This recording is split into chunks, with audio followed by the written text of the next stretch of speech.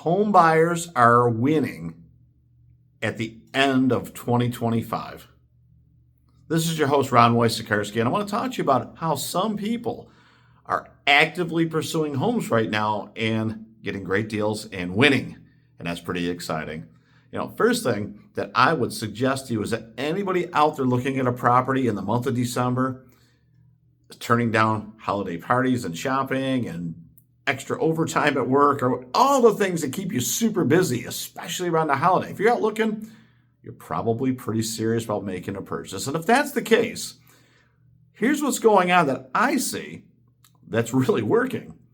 First thing is have your money ready. And I think we all know this, but we don't always all do it. So if you're a cash buyer, I think all you really need is like a bank statement or a screenshot to show the seller that you've got the money. And without that evidence, you may not get the best possible deal. So sharing that information absolutely is going to be in your best interest. Now, let's say you're financing. Do you have a pre-approval letter? Hopefully you've already talked to your bank, but if you haven't, that could get in the way or cause doubt on the part of a home seller that you can actually complete the purchase and close by the closing date of the contract that you're offering. It also would be different. See, pre-approval, a little bit different than, pre-qualified or underwriting approval or any of those things. So let's say that you went the route of getting underwriting approval and you're pre-approved for the whole loan, not just pre-qualified. You've sent the bank statements, you've sent the pay stubs, the tax returns, or whatever else they're asking you for, and have checked everything. That means you're likely to be able to close in 15 or 20 days because all you will need is your home inspection. Most people choose to do that, and an appraisal, for the bank to evaluate the property, make sure it's worth the price that you're paying. If you have a significantly large down payment, some banks actually have what they call an appraisal waiver, which means that your credit's really good, you got a big down payment, there's a lot of equity. They don't even need to do an appraisal sometimes. And having that in hand would be a big advantage to you of trying to convince a seller to agree to a price that you really like, that maybe is below their asking price by a little bit or even a lot of it. Now, what's also really good to point out is there are some sellers that just have to sell. And for many reasons, death, divorce, and getting married, and having kids, or empty nesters, or retiring, or getting that vacation home, or getting rid of the vacation home, or maybe an Airbnb property that they never ended up using their own, that didn't actually rent for a lot of money. I could go on. But there are some people just got to sell because if they close by December 31st, maybe something really good happens for them tax-wise to get money on this year instead of next year. I guess the reverse works. Maybe they wanted to close on January 1st or after. So that way it goes further down the road. Maybe there's some capital gains in there. But knowing that, just when you're writing the offer and making sure, is there a closing date that makes sense to the seller, maybe for a reason I might not know about, but would it be important to close before December 31st or maybe after January 1st? I would include that because if there's a tax advantage in there and some savings that you can uncover for the seller but know about it, I think you can use that in negotiation and say, by the way, because you're going to save all this money on taxes, how about looking at my offer and I'll accommodate your closing date. If it helps you out financially, maybe we can help me out financially as well. You see, these are some of the things we're working on right now with our clients to make sure that they're getting the right house at the right price at the right time, but also giving us a leg up on the negotiation. So if we have our money and we know a little bit about the property, and we know that the seller has a desire to sell on a specific date, that puts us further ahead than the cursory buyer that comes in and maybe just throws an offer in there to see what happens, or just does a verbal offer. For me, a well-written offer with very few moving parts. It should only have a few things: the price, your escrow, the closing agent that, if you have the seller to pay for it and the closing agent, which is easy to find because you ask their agent. How many days for inspections? Most people choose to do them. Is there an appraisal contingency? Is there a financing contingency? Let's get that in there. You can work out the broker commissions. I don't think we need to talk about that. That's negotiable. We know that. And then the rest of it is anything else you need in there. If you need help with the closing costs, make it known up front. If you don't, say, listen, we have our money. We don't need any help with closing costs. We just want to buy the property for this price. What do you think?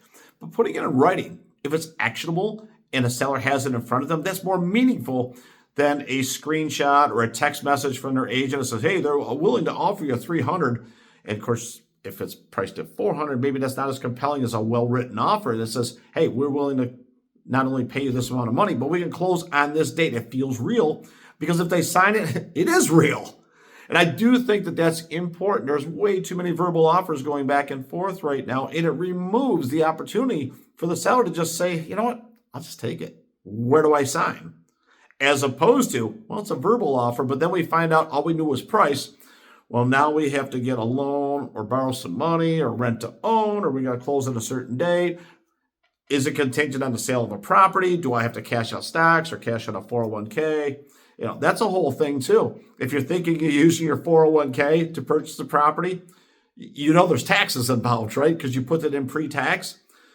And I've seen people, we're going to take out $300,000 out of our 401k. Like, not a problem, but do you realize that you could have 20, 30% tax on that as well? That's a big tax consequence. So let's not overlook that detail. If you're using an equity line on your home, how long will it take to get that done? And does that amount that you're taking out add a really big payment on top of what you already have right now that maybe you're not thinking about? So investigate, what is your time cost of money? If it's equity, what's it cost you per month? What's that variable rate looking like? Because most are variable. If you're taking out a 401k, what's the tax consequence? And if you're getting a mortgage, what's your interest rate and your payment? These are all the things we want to map out front. But when you know all of this, and then you can study the market and you can find that property that maybe has been lingering on the market for 2, 3, 4 months. How about 6 months? Maybe that owner is coming up an expiration date on the listing of December 31st. Maybe the agent is a little more aware that if they don't sell it this month, they're probably going to get fired or not hired again when it expired and a new agent's going to come in. And if the owner's already thinking that they got to take a price reduction on January 1st to maybe get the home sold next year, you can see where I'm going with this. Maybe we can imagine a price that makes sense to them that maybe lines up in the neighborhood of what they're going to reduce to. Anyways, this is how the deals are getting made right now. Client of mine, longtime friend, contacted me. I'm thinking, 3, maybe 4 days ago, we looked at properties. One day this week, they were all duds. But we went through and said, okay, what did we learn today? And based on that, we came up with literally 3 more to look at. And we found the right one. And boom, that quickly, they're under contract. They'll probably close this by the end of this year, which is great for them. It's great for the owner. Now, we could have waited another month or 2 to do it, but you don't know when the right property is going to come along. There are absolutely motivated sellers out there right now with properties that you might just like. If you thought a little bit differently, investigated it, and just get out there, take a look, take a few hours of your time. You might just strike lightning in a bottle and have something really good happen for yourself. But this is how people are winning. And it doesn't have to be a lot of work if you're working with the right people or if you're completely ready, willing, and able and prepared to take action today. You can win in this market as a buyer, even if prices are going up a little bit here and there. If rates are struggling a little bit to come down as fast as we would like it, there's still a way to get it done. If you got questions on how we can make this happen for anybody, let me know, and we'll continue to work on this particular content for everybody to share. So if you're an agent, hey, go ahead and subscribe. Use this information to help your clients. I'm totally good with that. This is my way of making sure we educate and inform and let people know exactly how deals are getting done right now that just might make sense. This is your host, Ron Wojciechowski, for the Black Hole of Real Estate.